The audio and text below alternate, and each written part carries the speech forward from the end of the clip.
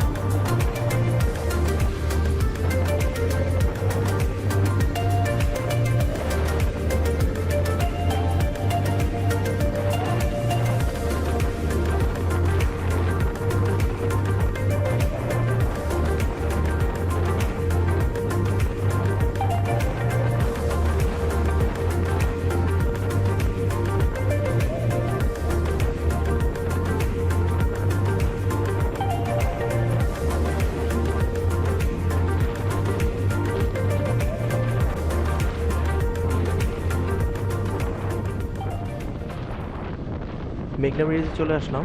মেঘনা ব্রিজ আসলে এখন আমার মনে হয় বাংলাদেশে যে কয়েকটা সেতু আছে তার মধ্যে ওয়ান অফ দ্য বেস্ট সেতু, যেহেতু এটা নতুন করে করা হয়েছে। আগে যারা ঢাকা, চিটাগাং, কুমিল্লা, নোয়াখালী এই রুটে যাতায়াত করতেন তারা অনেক ভোগান্তিতে পড়তেন মেঘনা সেতুর জন্য, কিন্তু এখন এইটা সবচেয়ে সুন্দর আমার মতে মনে হয়।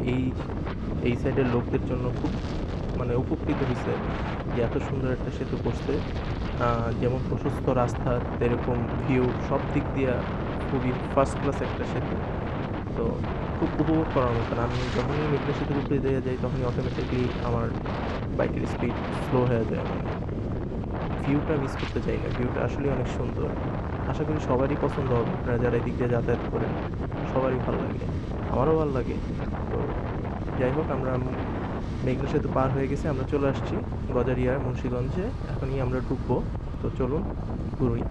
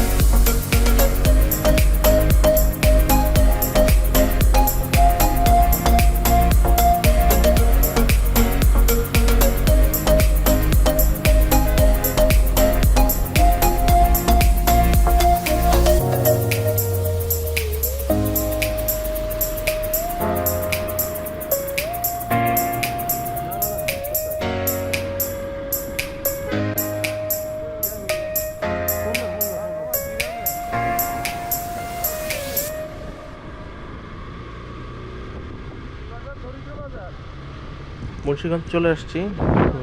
ভাইরে ফোন দিলাম, বলল যে সামনে আগাইতে, তো আমরা সামনে আগাচ্ছি।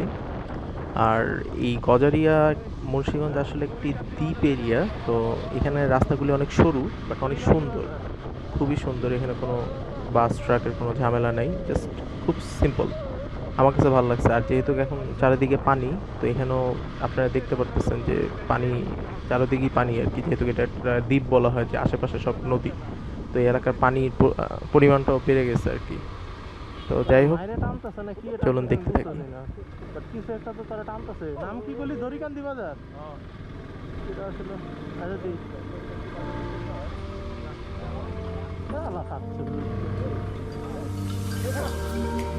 দড়িকান্দি বাজার সামনে।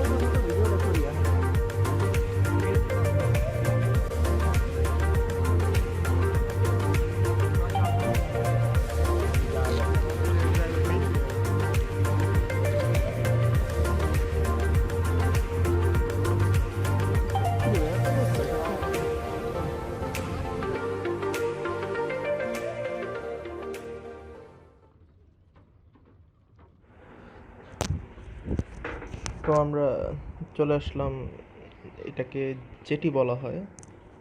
মূলত গজারিয়াতে যারা নৌপথে যাতায়াত করে তারা এই টার্মিনালেই নেমে থাকে। এটাই হচ্ছে ঢাকা থেকে নারায়ণগঞ্জ থেকে যে লঞ্চগুলি ছোট ছোট লঞ্চগুলি ছেড়ে আসে চাঁদপুরের উদ্দেশ্যে, তারা এখানে টার্মিনাল করে এই জেটিতে, মানে এই লঞ্চ ঘাটটায়। তো যারা নৌপথে যাতায়াত করে তারা এখানেই নামে। তো জায়গাটা সুন্দর, কিন্তু হয়তোবা ঈদের কারণে এখানে অনেক মানুষ, সচরাচর এত মানুষ দেখা যায় না, খুবই মানে জনমানব শূন্যই থাকে। যখন লঞ্চ আসে তখন যাত্রীরা নামে, এছাড়া বিকালবেলায় কিছু এলাকার কিছু লোকজন থাকে, এতটা না, হয়তো ঈদের কারণে অনেক ভিড় আসলে। তো যাই হোক, জায়গাটা সুন্দর, আর চেষ্টা করতেছি আপনাদেরকে সব কিছুই দেখানোর। যদিও কোনো কিছু আমার না দেখাতে পারি সেজন্য আন্তরিকভাবে দুঃখিত। তো চলুন দেখতে থাকি, এক্সপ্লোর করতে থাকি মুন্সিগঞ্জ গজারিয়া।